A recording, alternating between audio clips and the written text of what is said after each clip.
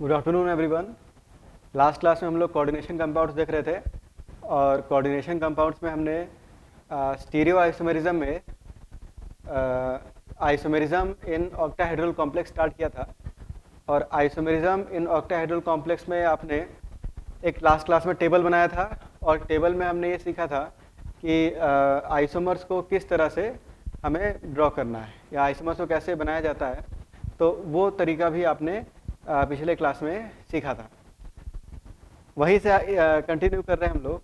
तो उसमें हमने 2-3 एग्जाम्पल देखे थे और नेक्स्ट एग्जाम्पल पे आते हैं अब। तो जो आपका नेक्स्ट एग्जाम्पल है फोर्थ, तो फोर्थ जो था आपका ये है आपका MA2 B2 और C2। अब हम लोग इसकी बात करेंगे MA2 B2 और C2। इसके टोटल आइसोमर्स हमें बनाने हैं, ठीक है। सारे आइसोमर्स में बनाऊंगा ताकि एग्जाम में अगर कोई क्वेश्चन आता है तो सारे क्वेश्चन हमसे हो जाने चाहिए। इसके बाहर आपको इसके बाहर क्वेश्चन बनना पॉसिबल नहीं है क्योंकि केसेस इतने ही पॉसिबल। तो आपके पास नेक्स्ट है MA2 B2 C2। तो इसमें हम लोग जब इसके आइसोमर्स बनाएंगे तो आइसोमर्स बनाने के लिए सबसे पहले 2A को सिस पोजीशन पर फिक्स कर दिया। इसके बाद लिगेंड कौन कौन से बच गए, तो लिगेंड बच गए B C और C। तो एक बार यहाँ पे B रखा, यहाँ पे B रखा, यहाँ पे B रखा, यहाँ पे C रखा और यहाँ पे C रखा, यहाँ पे क्या रखा आपने, C रखा। तो B C और C। तो यहाँ से हमें दिख रहा है टोटल कितने आइसोमर बन गए, 3। तो 3 आइसोमर तो आपके पास ये हो गए। अच्छा, इसके बाद फिर नेक्स्ट जो ये 2 लिगेंड थे जो कि सिस पोजीशन पर थे, उसको अब हमें कहाँ रखना है, ट्रांस पोजीशन पर। और उसके बाद B और B को कहाँ फिक्स कर देना है, सिस पोजीशन पर। तो B और B यहाँ फिक्स हो गया। अब बचा कौन, C और C। तो C और C यहाँ पे प्लेस हो जाएगा। तो यहाँ से अपने पास कितने आइसोमर बन गए, 1। यहाँ पे कितना बना, 3। अच्छा, और M यहाँ पे आपके पास A को ट्रांस में फिक्स कर दिया, B और B को भी ट्रांस में फिक्स कर दिया, C और C को भी ट्रांस में फिक्स कर दिया। तो यहाँ से अपने पास कितना आइसोमर बना, A। अच्छा, इसको अगर ऊपर नीचे करते हैं तो उससे कोई फर्क नहीं पड़ेगा क्योंकि इसके एंटी पे भी A है, इनके एंटी पे भी A है। तो इनको अगर ऊपर नीचे करेंगे तो इससे भी यहाँ पे कोई इफेक्ट नहीं पड़ेगा क्योंकि आइसोमर्स जो है आपके पास आइडेंटिकल ही बनेंगे क्योंकि ट्रांसपोजिशन जो है वो सेम है। अब इसमें तो यहाँ पे जो टोटल ज्योमेट्रिकल आइसोमर्स है, टोटल ज्योमेट्रिकल आइसोमर यहाँ पे कितने बन जाएंगे, तो 3, एक 4 और एक 5। तो टोटल ज्योमेट्रिकल आइसोमर्स यहाँ पे बनेंगे 5। अब इसमें से geometrical isomers having no POS and COS। तो इन 5 में कितने ज्योमेट्रिकल आइसोमर्स हैं जिसमें POS COS प्रेजेंट नहीं है, उसकी बात करनी है। तो यहाँ पे मुझे दिख रहा है कि ये AA, ठीक है, दोनों सेम लिगेंड है, यहाँ B और B भी सेम लिगेंड है। तो इसको अगर इस तरह से कट किया जाए तो जहाँ पे B होगा यहाँ A, तो दोनों एक दूसरे के मिरर इमेज आ जाएंगे। तो इस वाले में आपके पास प्लेन ऑफ सिमेट्री जो है वो प्रेजेंट होगी। अच्छा, जब यहाँ पे B और C होगा तो इस वाले GI में POS प्रेजेंट नहीं होगा। और जब यहाँ पे C और C होगा तो ऐसे केस में यहाँ पे क्या प्रेजेंट होगा, प्लेन ऑफ सिमेट्री। यहाँ पे हमें दिख रहा है कि A और A जो है वो ट्रांसपोजिशन पर है। और पिछले क्लास में बताया था कि अगर 2 सेम लिगेंड ट्रांसपोजिशन पर अगर होते हैं तो ऐसे केस में उनमें क्या प्रेजेंट होता है, प्लेन ऑफ सिमेट्री। तो यहाँ भी अपने पास जो है प्लेन ऑफ सिमेट्री आ जाएगी। तो इस वाले आइसोमर में भी POS है और यहाँ भी अपने पास दिख रहा है AA जो है ये आपका ट्रांसपोजिशन पर है। तो इस कारण से यहाँ भी आपको प्लेन ऑफ सिमेट्री जो है वो मिल जाएगी, ठीक। तो इन 5 में से सिर्फ एक आइसोमर है जिसमें प्लेन ऑफ सिमेट्री प्रेजेंट नहीं है, जो कि ये वाला है, ठीक। तो इन 5 में से एक आइसोमर है जिसमें ना तो POS है ना तो COS है। तो ये ऑप्टिकली एक्टिव हो जाएगा, यानी इस पर्टिकुलर आइसोमर का एक क्या बनेगा, ज्योमेट्रिकल आइसोमर, इस पर्टिकुलर ज्योमेट्रिकल आइसोमर का एक बनेगा ऑप्टिकल आइसोमर, OI यहाँ पे बन जाएगा।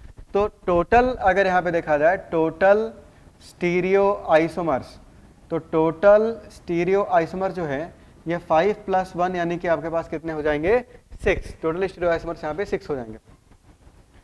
अच्छा, इसके बाद नेक्स्ट आते हैं, नेक्स्ट जो है आपका 5th, ठीक है ना। तो अब देखो 5 में जो आपका 5th है,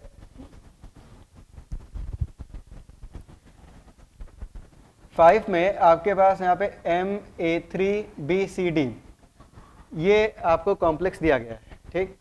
इस कॉम्प्लेक्स में हमको टोटल आइसोमर्स बताने हैं। तो यहाँ पे मुझे दिख रहा है कि 3 लिगेंड जो है वो सेम है, ठीक है। कितने लिगेंड सेम है यहाँ पे? 3। तो यहाँ पे तरीका क्या है बनाने का कि सबसे पहले जो 3 लिगेंड्स हैं जो कि आपके पास सेम है, उन 3 लिगेंड्स को 90 डिग्री पर अरेंज करेंगे। यानी कि देखो 2 केस यहाँ पे बनाना है। पहले केस में आपको क्या करना है कि ये जो आपके पास 3 लिगेंड्स हैं, इन 3 लिगेंड्स को कहाँ पे प्लेस करना है? 90 डिग्री, ठीक ना। 90 90 90 तीनों एक दूसरे के 90 डिग्री पे, ठीक। और दूसरा केस आपको बनाना है कि जिसमें 2 लिगेंड्स को 180 पे रखेंगे और एक को 90 पे रखेंगे। तो यहाँ पे टोटल कितने केस बनाने हैं आपको? 3। 2 केस बनाने हैं। 2 केस कौन कौन से? तो एक केस में जो 3A है, इन 3A को 90 डिग्री पे प्लेस किया जाएगा, ठीक। और दूसरे केस में 2A को 90 डिग्री पे और एक A को कहाँ पे प्लेस करना है? 180 डिग्री पे प्लेस करना है। उसके बाद इसको लेते हुए सारे आइसोमर बनाने हैं और इसको लेते हुए भी सारे आइसोमर आपको बनाने हैं। तो जब इसको लेते हुए सारे आइसोमर्स को बनाएंगे तो देखो यहाँ पे आपके पास B, C और D ये लिगेंड्स बच गए। B के एंटी पे A, C के एंटी पे A, D के एंटी पे भी A। इन तीनों के एंटी पोजीशन पर कौन है? A है। अगर इन तीनों को इंटरचेंज भी करेंगे तो भी कोई नया आइसोमर आपको नहीं मिलेगा। तो यहाँ से कितना आइसोमर बन गया? 1। अच्छा, लेकिन यहाँ से अगर देखा जाए तो देखो 3 लिगेंड अपने पास बचा हुआ है, B, C और D। अब यहाँ पे जैसे मैंने B को फिक्स कर दिया तो एक बार B के एंटी पे C होगा, यहाँ पे D आ जाएगा। अच्छा, इसके बाद इसी में M, ठीक, यहाँ पे अपने पास A को एंटी पोजीशन पर और एक A को 90 पे। भाई यहाँ 2A 90 पे था, एक A कहाँ पे था? 180 पे था। तो एक अपने पास जो B है उसके एंटी पे D आ जाएगा, यहाँ पे कौन बच जाएगा? C। और यहाँ पे अपने पास M, तीसरा और जो आखिरी आइसोमर से बनेगा तो A और A, 3A को इस तरह से अरेंज किया जाएगा और C के एंटी पोजीशन पर कौन आ जाएगा? D। बचा कौन? E, sorry B। तो यहाँ पे अपने पास C के एंटी पोजीशन पे D और बचा कौन यहाँ पे? B। तो यहाँ से अपने पास कितने आइसोमर बन गए? 3। तो यहाँ पे देखो आपके पास टोटल इसके GI, तो टोटल GI कितने बन जाएंगे? तो यहाँ से मुझे दिख रहा है एक GI तो ये बन गया, 1 2 3 और 4। तो टोटल GI इसके बन जाएंगे 4। मैं फिर से रिपीट कर दे रहा हूँ कैसे किया आपने। तो यहाँ पे हमने एक केस लिया जिसमें 3A को हमने कितने डिग्री पे रखा? 90 डिग्री पे रखा। और दूसरा केस आपने लिया कि जब 2A 90 डिग्री पे है और तीसरा जो A है वो कहाँ पे है आपका? 180 डिग्री पे, ना 180 डिग्री पे। अब हम लोग क्या करेंगे कि बचे हुए जो लिगेंड्स है B, C और D, इनको अरेंज करेंगे। तो एक बार B, C और यहाँ पे अपने पास कौन है? D, ठीक। तो एक बार B, C, D को इस तरह से रख देंगे तो B के एंटी पे A, C के एंटी पे A, D के एंटी पे भी A। तो यहाँ एंटी पोजीशन पर जो सारे लिगेंड्स है वो अपने पास क्या है? सेम। दूसरा जो अपने पास आइसोमर बन रहा है, इसमें एक बार B के एंटी पे कौन होगा? C होगा, जो बच गया वो यहाँ पे चला जाएगा। एक बार B के एंटी पे कौन होगा? D होगा, जो बच गया वो यहाँ पे चला जाएगा। और एक बार C के एंटी पे कौन होगा? D, जो बच गया वो यहाँ पे चला जाएगा। तो यहाँ से कितने आइसोमर बन गए? 3। तो 3 और एक टोटल कितने हो गए? 4। अब बात करते हैं इसमें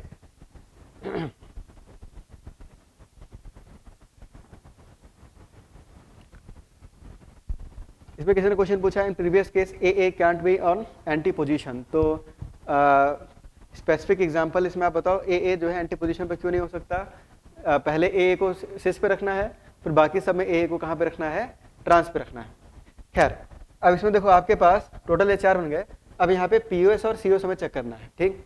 तो इसमें अगर देखा जाए तो देखो यहाँ पे मुझे दिख रहा है कि इस वाले में ना तो POS है ना तो COS है। अगर इसको कैसे भी कट कर ले, किसी भी प्लेन से आप कट करो, ये इसको इक्वल हाफ में कट नहीं करेगा। चाहे ऐसे कट कर ले, चाहे इस तरह से कट कर ले, किसी भी तरह से कट करे, ये इसको 2 इक्वल हाफ में कट नहीं करेगा। इसके अंदर ना तो POS है ना तो COS है। लेकिन इसमें अगर देखें तो यहाँ मुझे दिख रहा है A और A जो है ये ट्रांसपोजिशन पर, और अगर 2 सेम लिगेंड ट्रांसपोजिशन पर है तो ऐसे केस में इसमें क्या प्रेजेंट हो जाएगा? Plane of symmetry. इसी तरह से यहाँ भी मुझे दिख रहा है A और A ट्रांसपोजिशन पर है, तो इसमें भी अपने पास क्या आ गया? Plane of symmetry. और यहाँ भी A और A ट्रांसपोजिशन पर है, तो इसमें भी अपने पास क्या आ गया? Plane of symmetry. तो इन 4 लिगेंड में सिर्फ एक लिगेंड जो सॉरी इन 4 जीआई में सिर्फ एक जीआई जो ये वाला है, इसमें ना तो पीयूएस है ना तो सीयूएस है, तो इसका एक इनांशुमर भी बनेगा ना। इसका क्या बनेगा? इनांशुमर। व्हाट इज इनांशुमर या व्हाट आर इनांशुमर्स? तो enantiomers are the non superimposable mirror images. तो इसका एक non superimposable mirror image बनेगा, जिसको हम लोग क्या बोलेंगे? इनांशुमर बोलेंगे। तो यहाँ पे अपने पास जो है GI having no PUS and CUS, तो ये कितना हो जाएगा? A, ठीक ना। इन 4 में से एक GI है जिसमें ना तो PUS है ना तो CUS है, तो ये जो एक GI है ये ऑप्टिकली क्या हो जाएगा? एक्टिव। तो ये जो GI है आपका ये ऑप्टिकली एक्टिव हो जाएगा। तो अगर ये ऑप्टिकली एक्टिव है तो इसका एक इनांशुमर भी बनेगा। तो टोटल अगर पूछ ले कोई, टोटल स्टीरियो आइसोमर्स, तो टोटल स्टीरियो आइसोमर्स कितने हो जाएंगे? 4 + 1 यानी कि 5। 5 कैसे भाई? 4 तो ये बनाई दिया आपने, और एक इसका non superimposable mirror image, ठीक ना। तो 4 + 1 5, 5 इसके टोटल स्टीरियो आइसोमर यहाँ पे बनेंगे। ये तो हो गया MA3BCD का। नेक्स्ट बात करेंगे M, जो टेबल हमने बनाया था उसी टेबल को फॉलो करते हुए चल रहे हैं।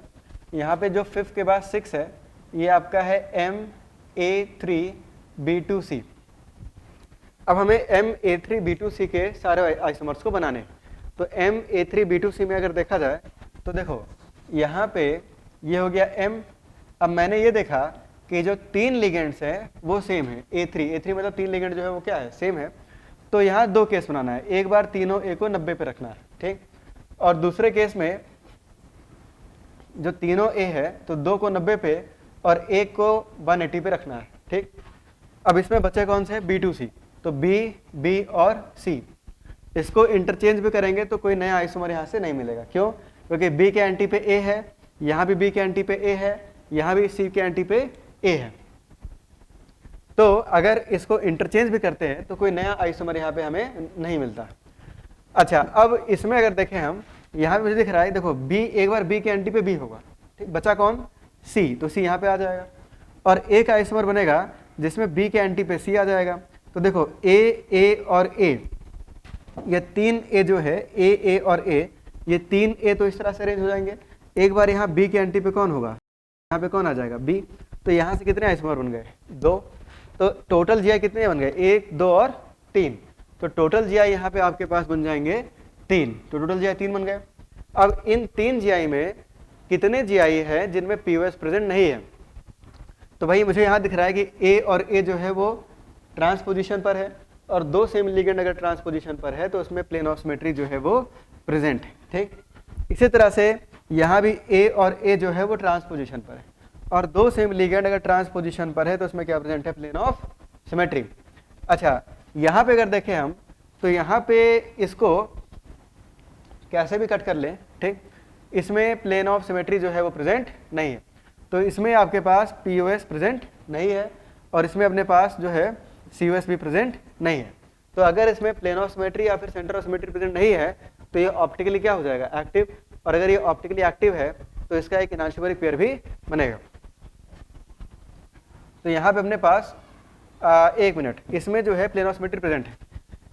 ये देखो, ये एक इंपॉर्टेंट क्वेश्चन है, इंपॉर्टेंट भी है कि इसमें एक प्लेन ऑफ सिमेट्री प्रेजेंट है, ठीक है। प्लेन ऑफ सिमेट्री कैसे प्रेजेंट है तो अब उसकी बात करते हैं। इसमें POS प्रेजेंट है। देखो, इसको अगर इस तरह से कट किया जाए, ये थोड़ा अच्छा क्वेश्चन है, इसको इस तरह से अगर कट करें हम तो यहाँ पे हमें दिख रहा है कि A जो है वो एक दूसरे का मिरर इमेज बन जाएगा, और यहाँ B और B एक दूसरे का मिरर इमेज बन जाएगा। ये तीनों जो है एक ही लाइन में कट हो जाएंगे। अब कैसे कट होंगे? तो देखो, इसी कॉम्प्लेक्स को थोड़ा सा मैं रोटेट करके लिख रहा हूँ। रोटेट करके कैसे लिख रहा हूँ? देखो, M यहाँ पे अपने पास, देखो यहाँ पे AA है, दोनों 90 डिग्री पे हैं, तो मैंने यहाँ A और A लिख दिया, ठीक है। या इसको इस तरह से लिखे तो ज़्यादा सही होगा, A और A कितने डिग्री पे है? 90 डिग्री पे है। अच्छा, A के एंटी पोजीशन पे कौन है? B जो कि 90 डिग्री पे है। तो यहाँ पे B है, यहाँ भी कौन है? B। भाई A के एंटी पे B, A के एंटी पे B, A के एंटी पे B है और A के एंटी पे B है, और यहाँ A के एंटी पे कौन है? C। तो यहाँ A के एंटी पे C है। ये चारों एक ही प्लेन में है। तो इस मॉलिक्यूल को इस तरह से भी लिख सकते हैं, थोड़ा सा रोटेट करेंगे तो ये मिल जाएगा। ठीक, यहाँ पे मैंने कुछ खास नहीं किया है, यहाँ पे ये दोनों ए जो है, ये दोनों ए 90 डिग्री पे है और ये दोनों बी भी कितने डिग्री पे है, 90 डिग्री पे है। ए के एंटी पे बी है, ए के एंटी पे बी है। अब अगर इस कॉम्प्लेक्स को मैं सीधा कट कर दूं इस तरह से सीधा, अगर इसको इस तरह से सीधा कट किया जाए तो ए का जो मिरर इमेज है वो ये बन जाएगा, बी का मिरर इमेज ये बन जाएगा और ये तीनों एटम एक साथ कट हो जाएंगे। जिसको मैं इस प्लेन से कह रहा था, ये वाला प्लेन, कि अगर इसको इस प्लेन से कट किया जाए तो बी का मिरर इमेज बन जाएगा, ए का मिरर बन जाएगा और ये उसी प्लेन में कट हो जाएगा। ठीक है, जो कि ये वाला प्लेन है। इसको इस तरह से अगर कट करें तो ये तीनों एटम उसी प्लेन में कट हो जाएंगे, बी का मिरर इमेज, ए का मिरर इमेज। तो इस वाले कंपाउंड में प्लेन ऑफ सिमेट्री जो है प्रेजेंट है, यानी तीनों में प्लेन ऑफ सिमेट्री जो है वो प्रेजेंट है, यानी तीनों ऑप्टिकली क्या है, इनएक्टिव है, यानी किसी का भी मिरर इमेज जो है वो नॉन सुपर इम्पोजिबल नहीं होगा, यानी इनके एनांशोमर एग्जिस्ट नहीं करेंगे। तो यहाँ पे GI आपके पास हो जाएंगे 3, GI having no POS COS तो 0, और टोटल स्टीरियोआइसोमर्स में कितने हो जाएंगे, 3। तो टोटल स्टीरियोआइसोमर्स यहाँ पे अपने को 3 मिलेंगे। ये था आपका MA3B2C। नेक्स्ट बात करेंगे MA3B3 की। तो नेक्स्ट है आपके पास 7।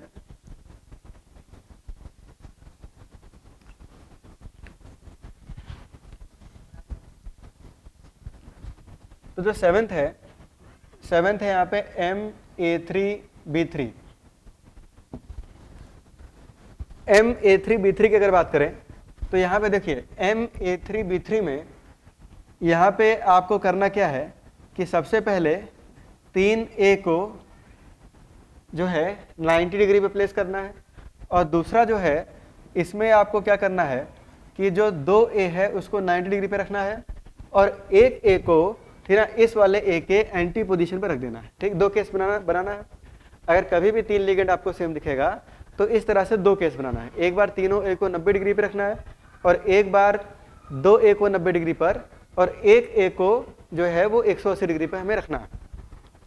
अब देखो बाकी 3 भी B है तो यहाँ B आ जाएगा, यहाँ B आ जाएगा, यहाँ भी B आ जाएगा, और यहाँ एक ही केस बनेगा B के एंटी पे B और जो बचा वो B यहाँ पे। तो इसके 2 ही आइसोमर बनेंगे। ये जो कॉम्प्लेक्स है इसके दोनों आइसोमर NCERT में भी बनाए गए हैं। तो इसके दोनों आइसोमर NCERT में भी बनाए गए हैं। तो इसके जो टोटल GI बनते हैं वो कितने बनते हैं आपके पास, 2 GI बनेंगे। इसको फेशियल आइसोमर बोलते हैं। इस आइसोमर का नाम क्या है, फेशियल, क्योंकि यहाँ पे अगर इस तरह से एक फेस बनाया जाए और इस तरह से एक फेस बनाया जाए तो यहाँ पे जो सेम लिगेंड्स हैं वो एक फेस को ऑक्यूपाई कर रहे हैं, है ना, ए और ए, ये एक फेस को ऑक्यूपाई कर रहे हैं, ये भी एक फेस को ऑक्यूपाई कर रहे हैं। तो इस कारण से इसको हम लोग क्या बोलते हैं, फेशियल आइसोमर। और सिमिलरली इसका एक नाम है जिसका कोई मतलब नहीं है, इसको मेरिडियोनल बोलते हैं, ठीक ना, इसको क्या बोलते हैं हम लोग, मेरिडियोनल। इसको शॉर्ट में फेक आइसोमर बोलते हैं, फेक। और इसको क्या बोलते हैं हम लोग, मर आइसोमर, है ना, एक को बोलते हैं फेक और दूसरे को बोलते हैं मर। तो फेक में याद रखना है कि फेक में जो तीनों ए है वो 90 डिग्री पे है और तीनों बी भी 90 डिग्री पे है, जबकि जो मर आइसोमर होता है इसमें 2A 180 डिग्री पे है, 2B भी 180 डिग्री पे है, 2A 90 डिग्री पे है और 2B भी किस डिग्री पे है, 90 डिग्री पे। तो ये आपका मर आइसोमर, इस तरह से इसका नाम दिया जाता है। तो 2 तरह के आइसोमर हैं, फेक और मर। ये इंपॉर्टेंट है, इसको याद भी रखना है। क्यों, क्योंकि ये जो फेशियल और मेरिडियोनल है ये दोनों नाम NCERT में मेंशन्ड है। ठीक, अच्छा, इन दोनों में आपका जो प्लेन ऑफ सिमेट्री है वो प्रेजेंट है, इन दोनों में प्लेन ऑफ सिमेट्री प्रेजेंट है। इसमें अगर देखें हम तो इसको आप सीधा कट कर दो। ठीक, इसको सीधा कट करोगे तो यहाँ पे अगर इसको इस तरह से कट किया जाए तो ए का मिरर इमेज बन जाएगा, बी का मिरर इमेज बन जाएगा और ये तीनों एटम एक ही प्लेन में कट हो जाएंगे। ठीक, तो इस वाले कंपाउंड में प्लेन ऑफ सिमेट्री प्रेजेंट है। सिमिलरली मैंने आपको बता ही दिया कि अगर कोई भी दो सेम लिगेंड अगर ट्रांसपोजिशन पर रखा हुआ है तो उसके अंदर प्लेन ऑफ सिमेट्री अपने आप आ जाती है। तो इस कारण से इसके अंदर क्या है, प्लेन ऑफ सिमेट्री। तो इसमें भी प्लेन ऑफ सिमेट्री जो है वो प्रेजेंट है। तो दोनों में प्लेन ऑफ सिमेट्री प्रेजेंट है। तो GI having no POS equal to 0 हो जाएगा और यहाँ पे अपने पास टोटल स्टीरियो आइसोमर्स कितने बन जाएंगे, 2 + 0, यानी कि ये कितना हो जाएगा, 2 हो जाएगा। तो यहाँ पे आपने 2 नए आइसोमर देखे, फेक और मर। आगे बढ़ते हैं। तो नेक्स्ट जो आपका 7 के बाद 8,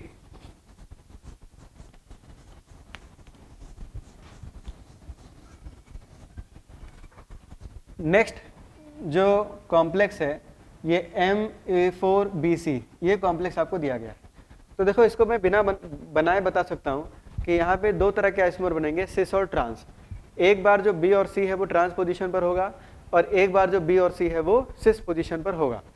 यहाँ पे अपने पास MA4BC है, तो MA4BC में यहाँ पे एक बार जो B और C है वो ट्रांस पोजीशन पर होगा, बाकी 1, 2, 3 और 4, ये चारों A जो है वो इस तरह से आ जाएंगे, ठीक। और दूसरा जो आइसोमर बनेगा M, इसमें आपके पास जो B और C है वो सिस पोजीशन पर होगा। तो सिस पोजीशन पर यहाँ B और C, यहाँ पे 1, 2, 3 और 4, ये आपका सिस आइसोमर, ट्रांस आइसोमर हो गया। ये क्या हो गया आपका ट्रांस, और ये क्या हो गया आपका सिस। किसके रेस्पेक्ट में? B और C के रेस्पेक्ट में। B और C के रेस्पेक्ट में ये सिस है, जबकि यहाँ पे B और C के रेस्पेक्ट में ये क्या है? ट्रांस है। अब इसमें इन दोनों में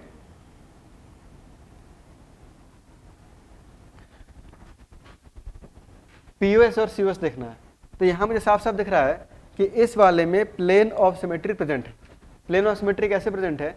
अगर इसको सीधा कट कर दिया जाए इस तरह से, तो यहाँ पे ये इसका मिरर इमेज बन जाएगा, ये इसका क्या बन जाएगा? मिरर इमेज, ठीक है। इस तरह से अगर इसको कट करते हैं, और यहाँ पे तो साफ साफ दिख ही रहा है कि A और A दो सेम लिगेंड जो है वो ट्रांस पोजीशन पर है, तो इस कारण से इसमें भी प्लेन ऑफ सिमेट्री प्रेजेंट है।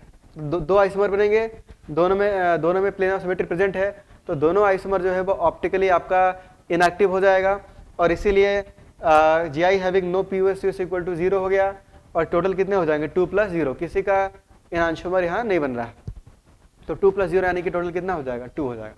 नेक्स्ट कंपाउंड की तरफ बढ़ते हैं। तो यहाँ पे अपने पास नेक्स्ट है MA4B2।